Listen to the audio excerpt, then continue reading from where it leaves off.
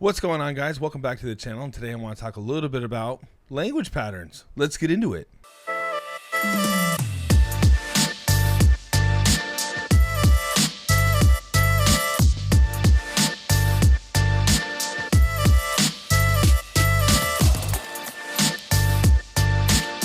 What's going on, guys? My name is Scott King, CoachScottKing.com. I also run a DJ company over here in Orlando, Florida.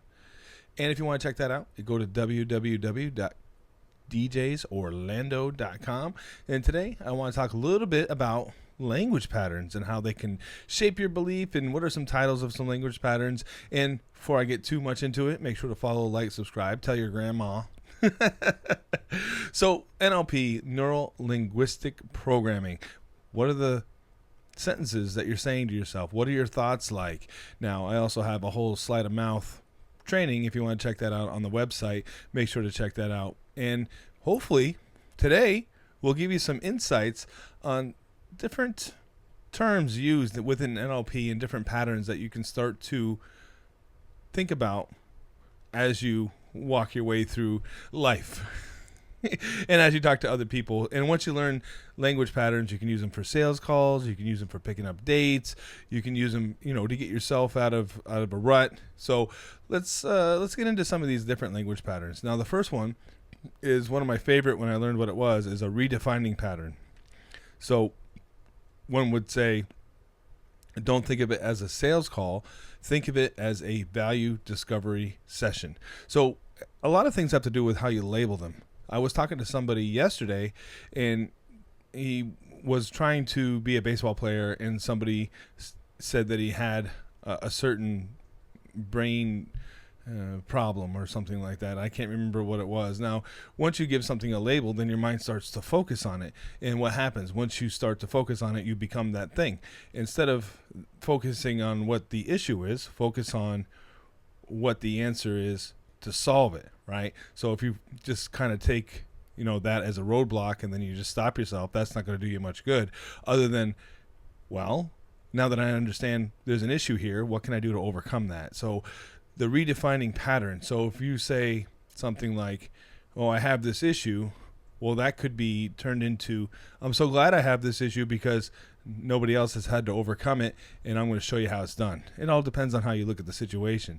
So you can use redefining patterns to help you get through whatever mental blocks you could be going through. And it's all about how you look at a situation. Now, me, when I was learning language patterns, I was always like, why are narcissistic people so successful? Because they speak it into the future and they become it, and they don't see any path other than them being successful. And well, sometimes you want to have a check-in with reality, yet at the same time, if you just speak your reality and it becomes that, then you can't disprove it, kind of thing.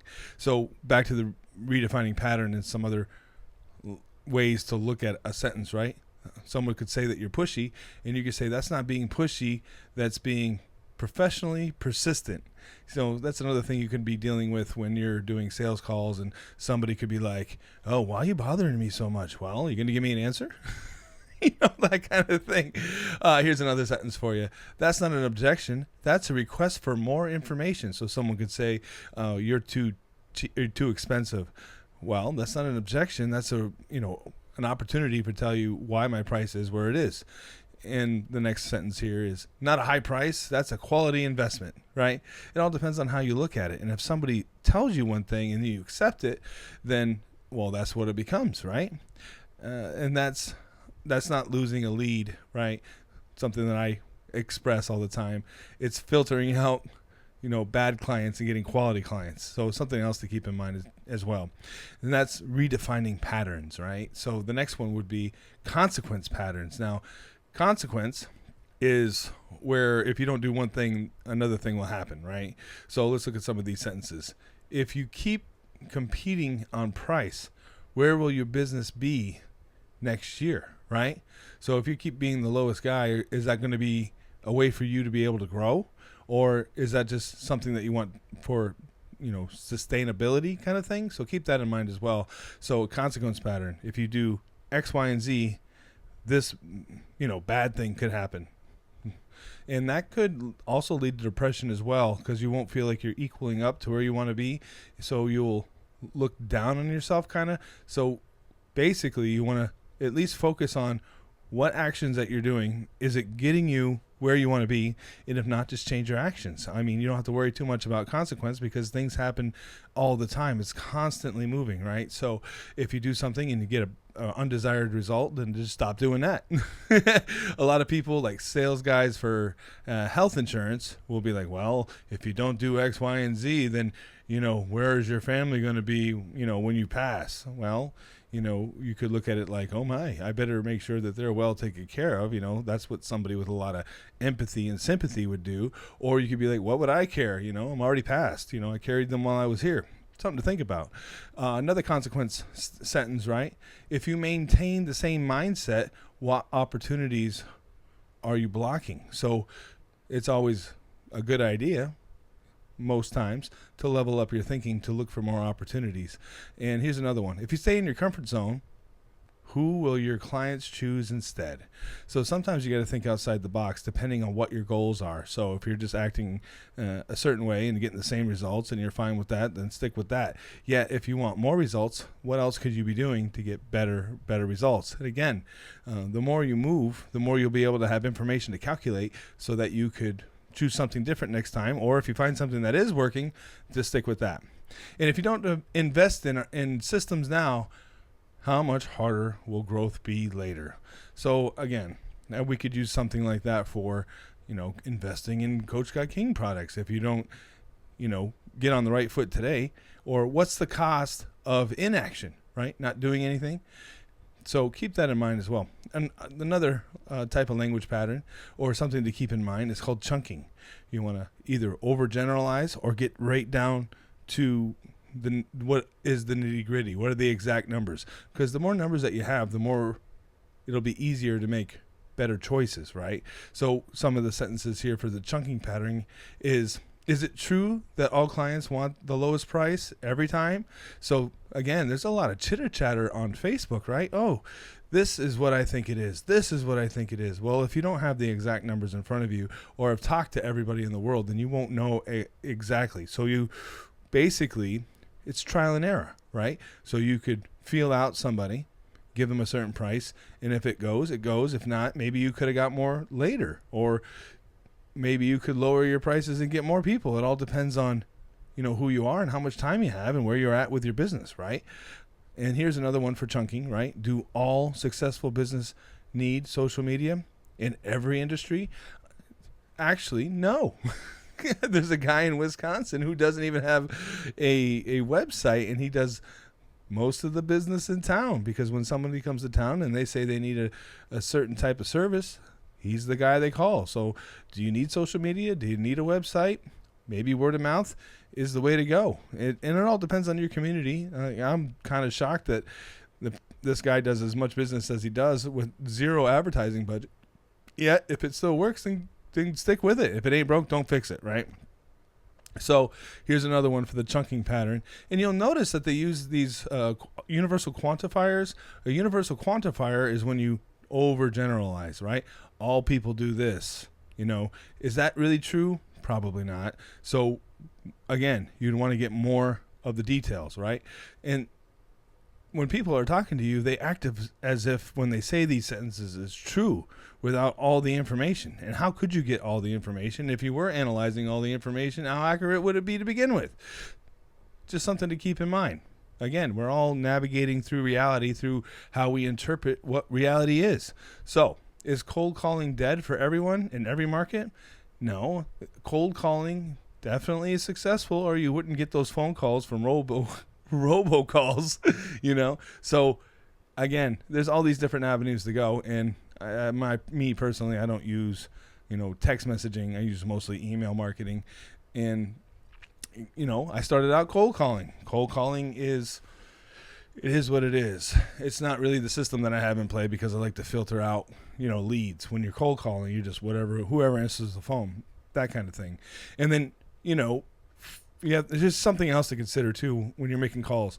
Like, first you have to convince the person that they need your service, and then next you have to convince them that you're the services that they want to go with. So if somebody comes to you, they're already convinced that you're probably somebody that's on, one of their 3 choices. So next, all you have to do is seal the deal, and that's kind of how my system works. So, and here's another one for chunking. You notice they use the word all, once again, as a universal quantifier. And if you don't know what that is, we'll have to make another video on what that is. So the next one is, do all premium services require years of experience? Always? Maybe, maybe not. Maybe someone who's really gifted and can deliver all services without, needing years of experience. Possibly. There's a lot of things that happen in the entertainment world, and I'm sure you've seen some things in your own crossings, right? So next is the identity level. Now, we have a whole course that goes over what the identity level is. Pretty important to understand. There's different models to understand what the identity level is, but basically it talks to you as a person and all that comes with it, right? So in hypnosis world, someone says, I am a smoker. You're not going to be able to get them to quit smoking if they've identified that's what they are, right? So with that in mind, here's some sentences to, analyze. Are you really just a DJ or an experienced creator? Are you really bad at sales or just learning a new skill? So these are like counter examples of what you could be telling yourself and then how you could overcome wherever you're at, right? So are you really not ready or just feeling uncertain? So again, what would you do to feel certain? Just be prepared. Are you really stuck or just preparing for the next level? So a lot of people maybe get frustrated that they're plateaued. Well, as long as you keep in motion, all you're doing is leveling up your skills till it's time to reach the next level. And again, if you're not searching for more answers, then you won't find them. So as long as you keep on the grind, keep looking for people to help you get to the next level, you'll do just fine. Even if you think you've plateaued, you probably haven't. And here's another one for you. Counter example patterns, right? So again, you want to disprove a belief that somebody has. So when you do that, you use the meta model, right? So what about, here's a sentence for you to check out, right? What about the client who booked without asking about the price? There's always probably one time that what you said as a limiting belief, you could find one counterexample to prove that wasn't true.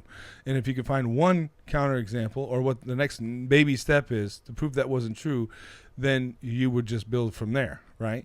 So next counterexample pattern. Remember when raising your prices actually brought better calls because it filters out people on the bottom scale? Something to think about. Or think about when impossible goals became reality. There's a lot of times in my life I set up impossible goals and I overcame them leaps and bounds. So as long as you keep working on it and keep telling yourself that you can do it, again, back to the narcissist, right? Narcissist says they're going to do it and they end up doing it, and you're like, damn, how'd that happen? Well, they, told the future. And here's another one for you. Recall when the difficult client became your biggest referral source. I mean, that's like always, looking forward and being positive. You can keep that in mind as well. So, guys, again, to go over the language patterns: redefining pattern, consequence pattern, chunking pattern, identity level pattern, and counter example patterns. So these are some patterns to keep in mind when you're talking to yourself or talking to other people. Just because somebody says something to you doesn't mean you have to accept it. In fact, you could take it as a challenge to prove them wrong. So if you want to learn how I built my business, I have a whole bunch of courses online, and I swear I can get my uplights to work. Go to www.coachscottking.com. Also, make sure to give us a thumbs up and a follow already.